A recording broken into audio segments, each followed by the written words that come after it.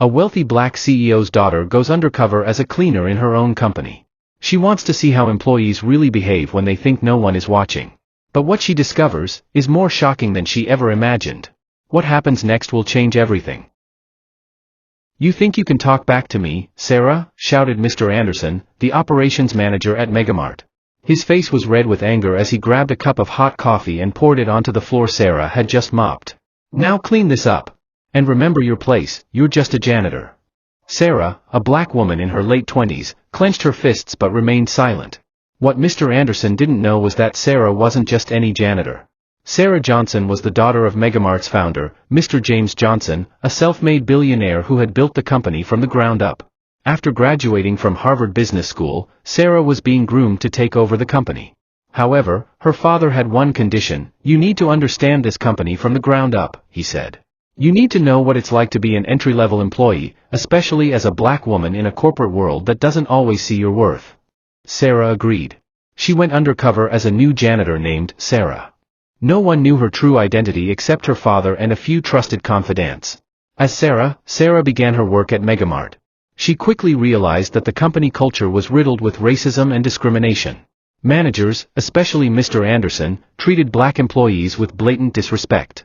One day, Sarah was asked to clean the restrooms after a major promotional event. As she was working, Mr. Anderson stormed in and yelled at her for being too slow.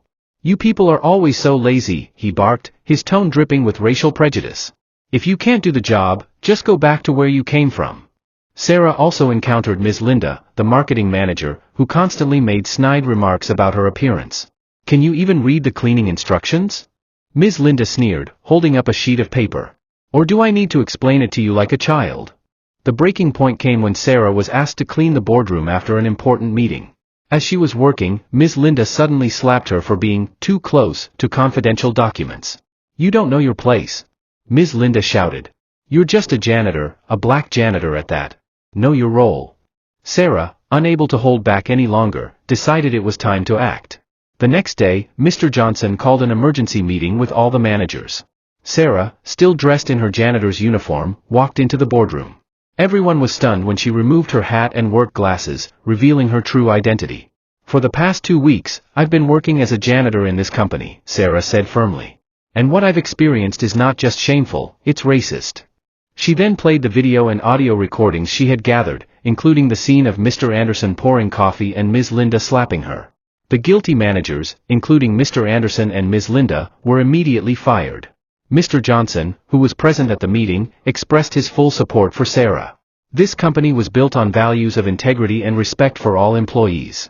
What has been happening is a betrayal of those values, and a betrayal of everything I stand for as a black man who fought his way to the top. Sarah then announced her plan to reform the company's culture. She apologized to all the lower-level employees and promised to create a fairer and more inclusive work environment. 6 months later, Megamart had transformed into a more inclusive company. Sarah, now officially the CEO, was often seen talking to employees at all levels.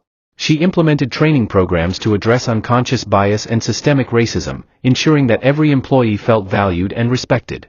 One day, Sarah met a new janitor, a young black woman named Maya. "Thank you, Ms. Johnson," Maya said. "Now we feel like we matter." Sarah smiled. "It's my responsibility as a leader, and as a black woman, to make sure everyone is treated with the dignity they deserve." This story teaches that true leadership begins with understanding and respecting every individual, regardless of race, gender, or background. Positive change can only happen when leaders have the empathy and courage to stand against injustice.